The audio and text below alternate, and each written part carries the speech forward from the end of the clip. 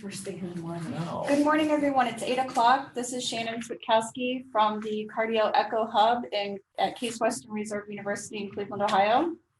I'd like to welcome everyone to our fall weight management echo clinic, and we're excited to start the series this week. We're going to begin with just a couple of housekeeping items. In the participants tab of your Zoom function, please rename yourself with your name and practice location. It helps us know who's in the room, and also it helps us recognize locations. Please enter your name and your practice location in the chat box so that we can record the attendance as well. We will try to keep things muted as much as possible, but if you could be mindful of your noise level and your mute function. If you have any tech problems, we have our phone number on the screen.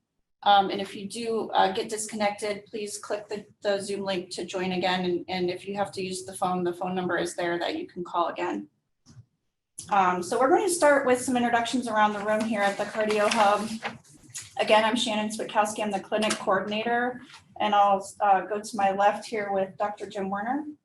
I'm Jim Werner. I'm on the faculty of the Department of Family Medicine and Community Health at Case Western Reserve University, where I do research in health behavior change and practice-based research methods, and I'm a behaviorist at a medical weight loss clinic that is led by Dr. Rao.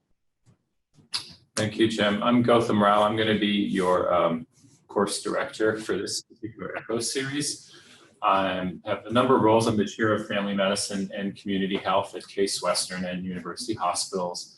Together with Jim, I run medical obesity programs at university hospitals, and also have a role in as chief clinician experience officer for university hospitals as well. This will be the second ECHO series that I've been involved in here with Cardio, but I've been involved with ECHO for 8 years so far. Hi, I'm Ann Nevar. I'm program director for the Cardio Initiative based at Case Western Reserve University. Hi there, I'm Jessie Lewis. I'm a program manager here at Case. Hi, and I'm Rick Cardaccio, and I'm the web content producer for the Cardio program. Okay, thanks everyone. We will now go through a roll call of everyone on the call here so that we can learn everyone's names, and we're going to just start out with just calling off practice names. Yeah. So if you're on from your practice, please state your name, your practice location, and briefly your role at your practice, please. Professional role. And please unmute yourself if you can. We'll start with Cincinnati Health Department. Anissa.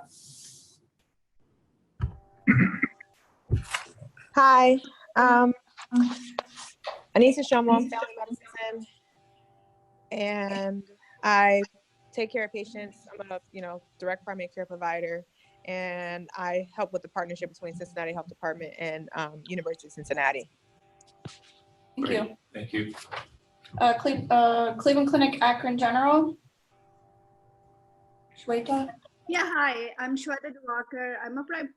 I have been primary care for 6 years. I just started working as an obesity medicine specialist for past 1 month. Thank you. Community Health Services.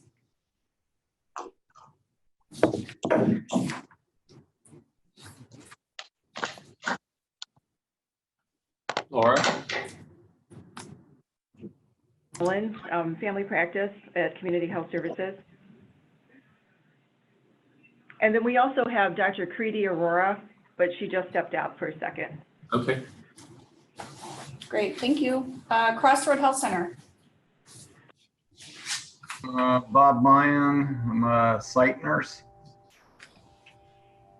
Welcome.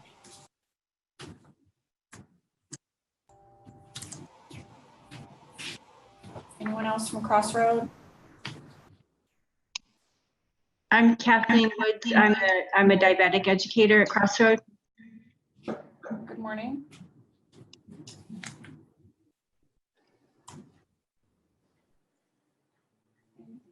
We have quite a few phone numbers, which may be from that location.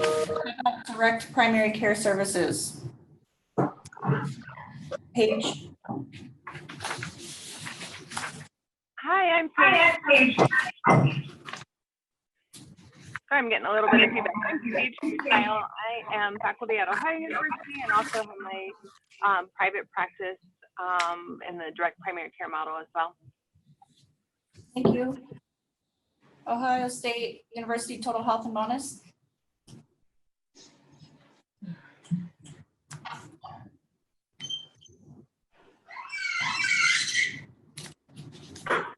Okay, hi, I'm Gina. I'm a nurse practitioner here. We also have other staff who will be joining us. Nikki Criticos is another nurse practitioner. Hi, I'm Lori. I'm a dietitian. I'm Kenzie. I'm the nurse. You're welcome. Thanks. Thank you. Primary One Health. I am Kiana Stewart. I am a clinical care coordinator, RN. What was the other question? Sorry. That's good. Thank you. Oh, all right, thanks. Welcome. Thank you. Thank you. St. Vincent Mercy Medical Center.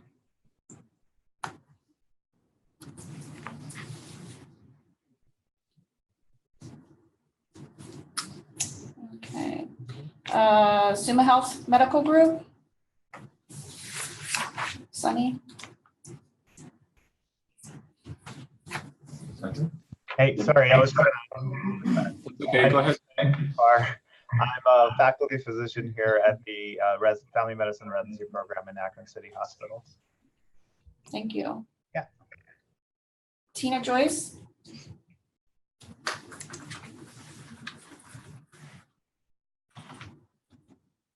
Hi, I'm Tina Joyce, and I am in Concord, Ohio, and I'm a family medicine physician for the last 14 years.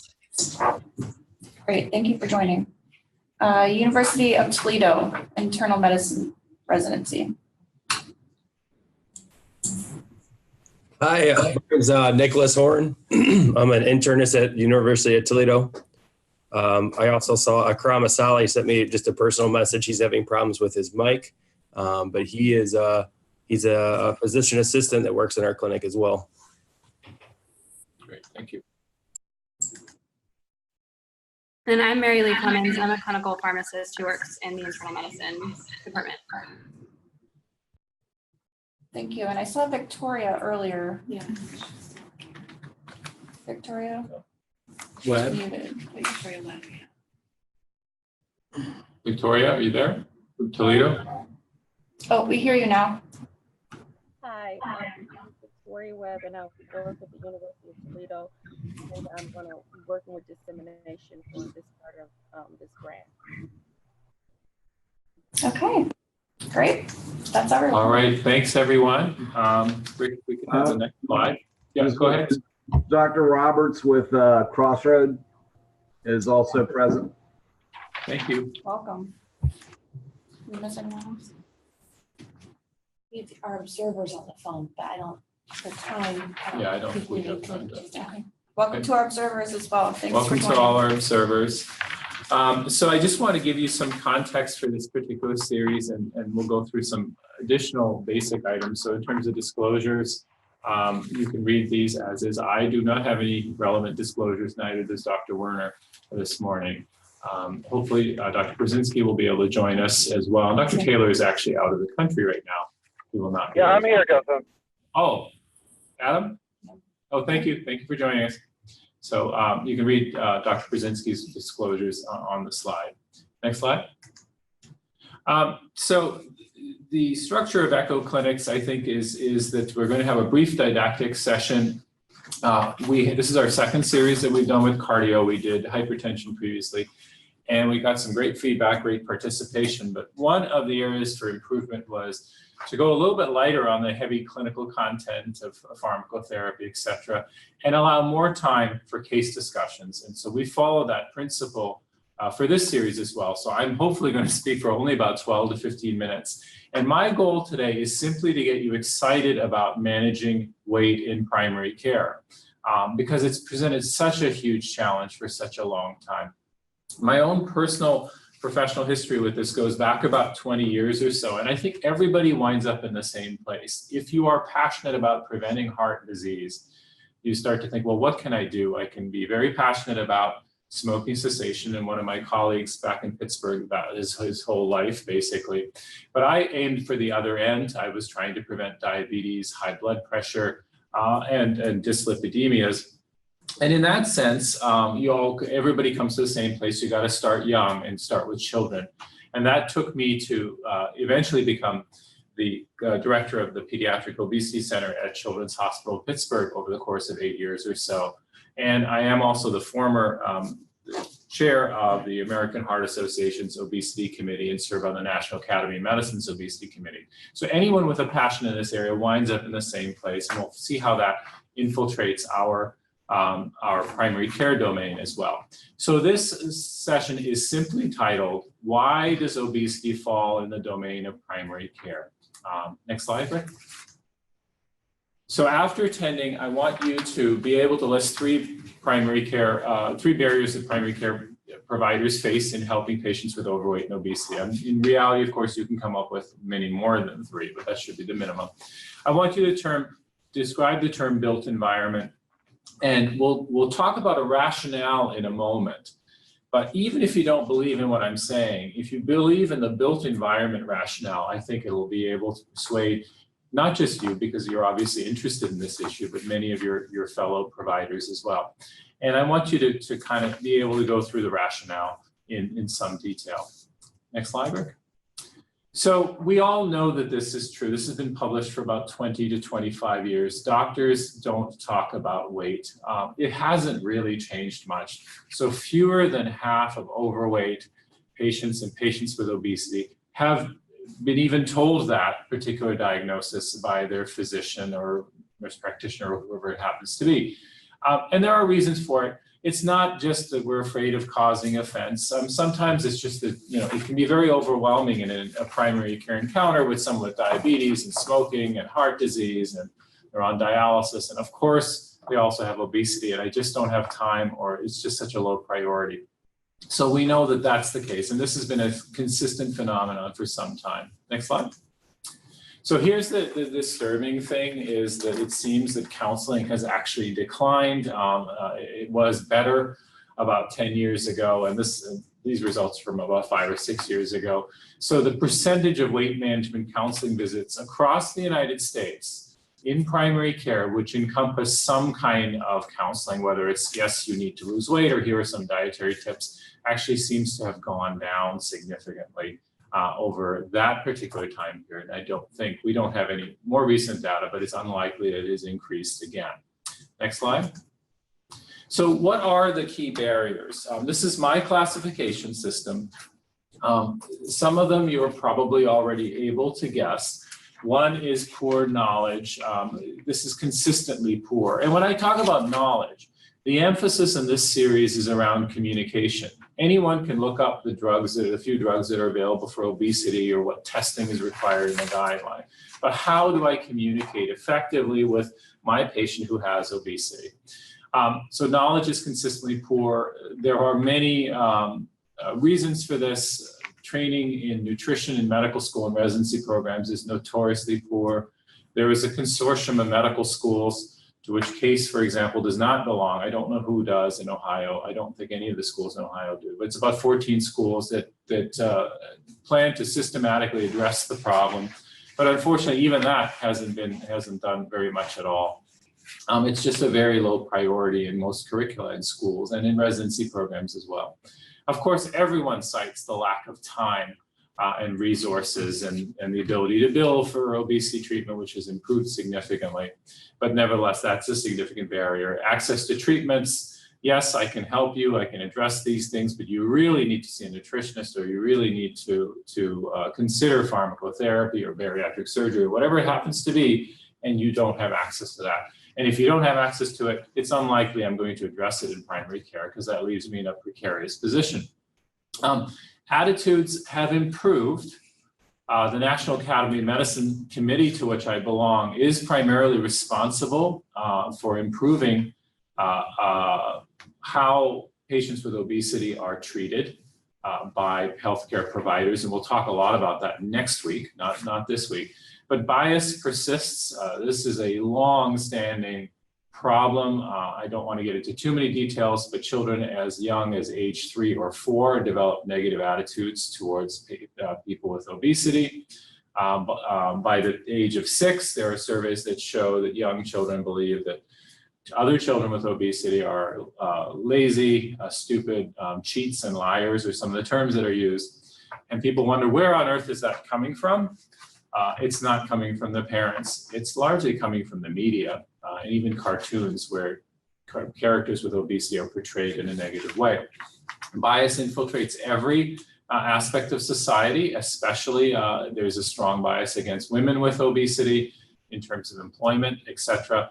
But unfortunately also affects healthcare providers. So in the early 1980s, family physicians were asked what patients they least like to care for, and patients with obesity, the mentally ill, and alcoholics were the top 3. 20% of nurses described touching patients with obesity as repulsive. None of this has really gone away, although there is more acceptance that this is a medical condition that deserves our attention.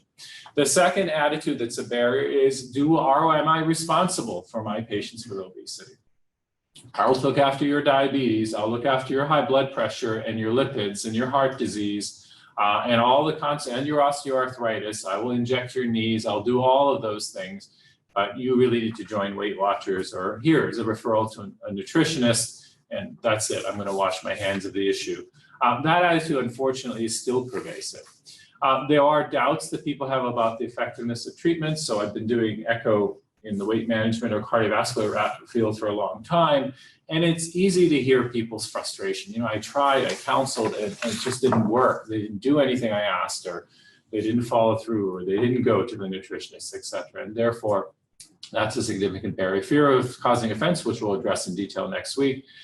Providers' own BMI is a barrier and remains a barrier. Well, not all of us are it's true that physicians and other healthcare providers are much healthier than the general population. So for example, fewer than 5% of doctors smoke versus 20 to 25% of the general population. Obesity is much less common. However, there are a significant number of providers who struggle with the issue, and they are extremely unlikely to raise it with their patients for fear of being judged, etc. And we'll talk about that next week as well, and how to address that particular issue. So next slide. So let's talk about rationale. So those are all the barriers. It sounds pretty daunting. So why should we do this? Why should we bother as healthcare providers in the primary care setting? And this is not discipline specific. So I'm talking about the primary care setting in which we work collaboratively, whether you are a physician, advanced practice provider, nurse, dietitian, or just a health educator of some type. Why should we address this? Why not? Why don't we leave it to workplaces and the schools and public policy, or to patients themselves to seek out the help from commercial services? Well, there is a compelling rationale. Let's look at what a specific obesity treatment ought to look like. This is an editorial that I wrote with my former mentee, Kate Curley in JAMA in 2013, looks like, so quite old now, but nevertheless, it's quoted quite a bit. Next slide. So here's the rationale. If I want an effective weight management program, it has to be convenient, number one. So Jim and I run a program called Fit or Me, which is in a single location, pretty much on a single day, right? Or a day and a half right now. And the number one complaint that we get is, well, I can't get in, it's too far. What about the west side? What about Geauga County? It's like, well, I wish we could do all of that, but it's not convenient. And it's not accessible for that reason. It has to be reasonably inexpensive. The problem is when a program is expensive, you automatically exclude the people that are in the greatest need. The typical client for Jenny Craig, which costs about $8,000 a year, is a middle-aged, upper middle class female between the ages of 35 and 55, who is approximately 10 to 15 pounds overweight. That's not my clientele. Those people are welcome to seek help from us, but really they're not our priority. There is, from the pediatric end, there is a place called the Academy of the Sierras in the Sierra Mountains of California, in which they will enroll your child for up to 6 months, where every single thing they eat is looked out for, monitored carefully. They exercise daily. They have confidence building exercises. It's terrific. 90% success rate over the 6-month period. Any guesses as to how much that costs per month? I'm just going to throw that question out before we start. Anyone can take a guess. So it used to be $7,000. It's gone up to about $9,000 per month. Per month. So what kind of teens are in this program? They come from very affluent families only. There's no insurance coverage, of course, for something like that. And unfortunately, once they leave the program, they are back to their usual habits too. So it really doesn't do a whole lot. So cost is a big issue. The most important criteria, why should this fall into primary care, and something I feel very passionately about. Obesity is a lifelong condition. The vast majority of programs that are out there, commercial programs, enroll you for over a period of time. You go on some radical diet, you lose weight, and then you're done.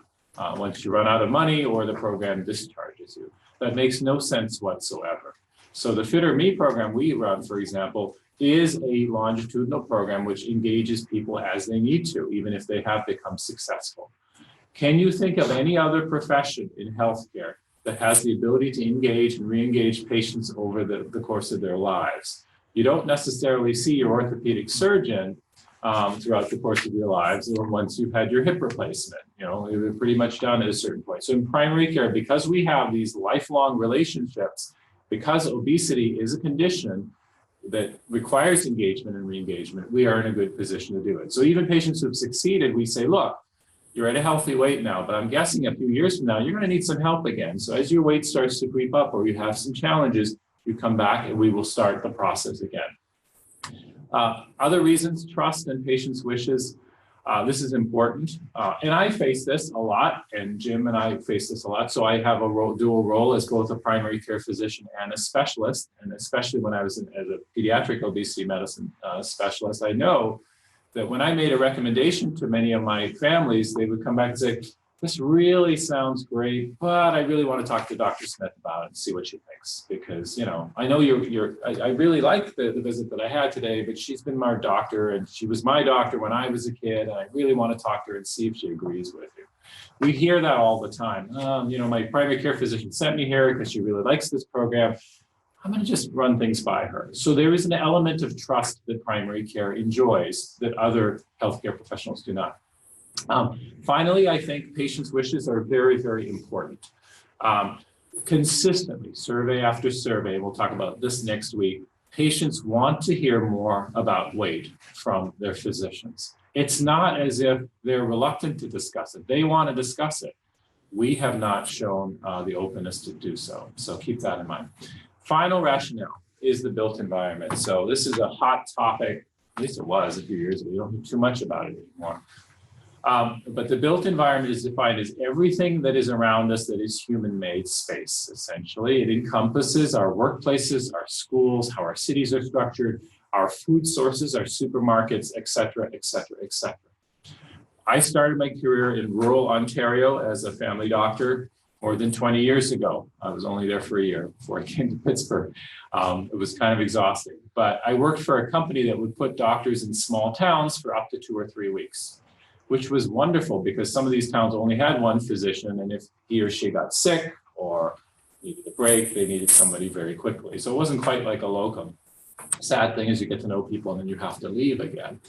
But one thing I learned from those small towns is, because they were so small, we're talking about 1,000 people or less, is the doctor's office was a major place in the community. It was a major employer. You had 4 good jobs in a town of 1,000. That means a lot. It was a big physical structure as well. So it was a gathering place for people, and they would have a meeting room where people could come in. As a physician, you were by far the most educated person in town. So I remember helping this lady with her tax return simply because she had nobody else to turn to as an older lady. So that's the kind of thing we did. Now, if as a community-based practitioner, and I realize a lot of you are in academic practices, myself included. However, the majority of primary care physicians and providers are in communities that serve the community. Ultimately, everybody agrees we must change our built environment to tackle this problem. We have to restructure our cities, et cetera, et cetera. That's going to take 2 generations, it's estimated, if we started now. There's no reason to think we are starting now. But however, if as a physician, you are part of the built environment because you serve the community, you employ people in the community, you have a physical presence. And if the built environment is part of the solution to this problem, then you are also, by definition, part of the solution. You cannot say it's the school's responsibility, it's the supermarket, it's all the fast food restaurant, because it's the doctor's responsibility too, because you have a physical presence in that built environment as well.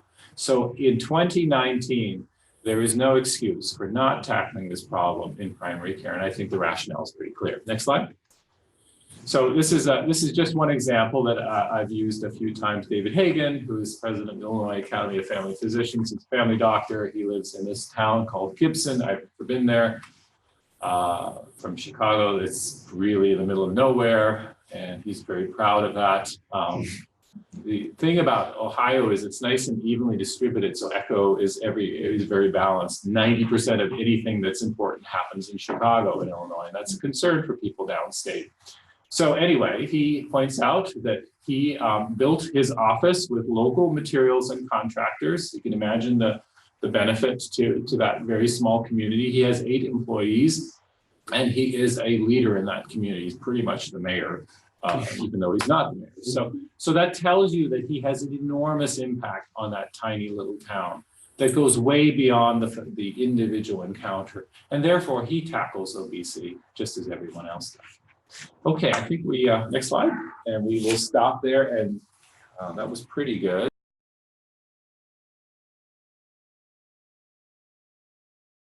And I've just highlighted some key statements for you. First of all, I know that this lady, I don't know her personally, of course, Dr. Aurora does, but she's probably going to regain weight, even though she has lost it. I don't think that's going to be sustainable. So meta-analysis shows that there's very little difference in patients with type 2 diabetes in terms of glycemic control in the long run versus other low-fat diets. You can scroll down, Rick.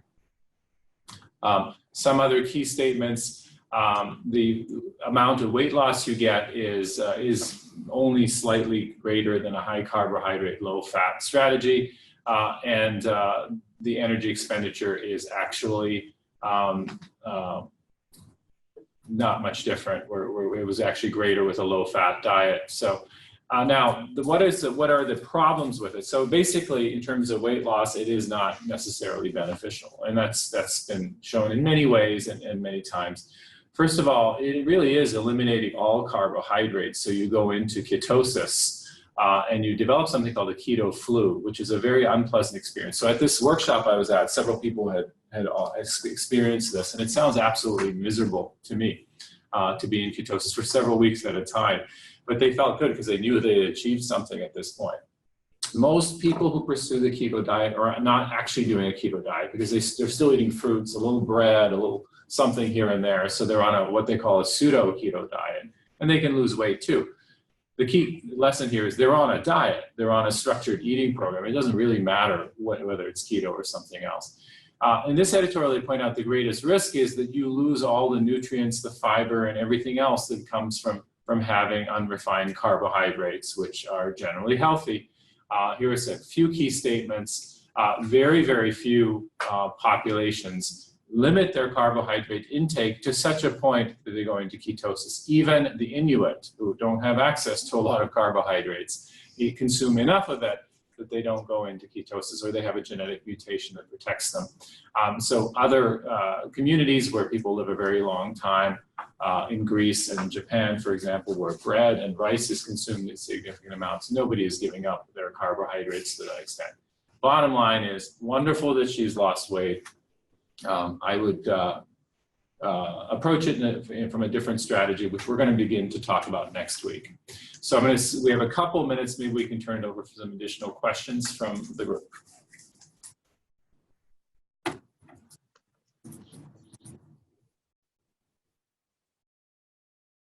Dr. Aurora, did you have any questions?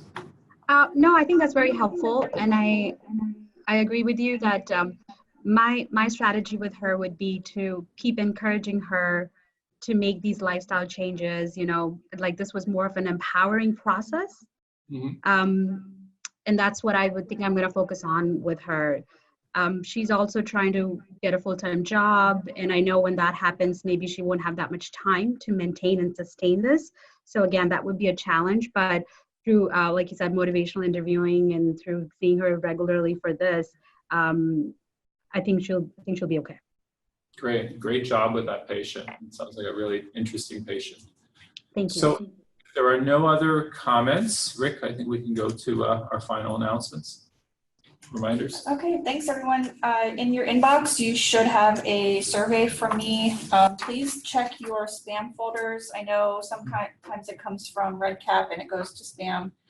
So it's just a very short post-clinic survey. And as a reminder, this activity is designated for one AMA PRA Category 1 credit through the CME office at Metro Health. Please join us next week. We are going to be talking about communication and core principles at 8 o'clock in the morning.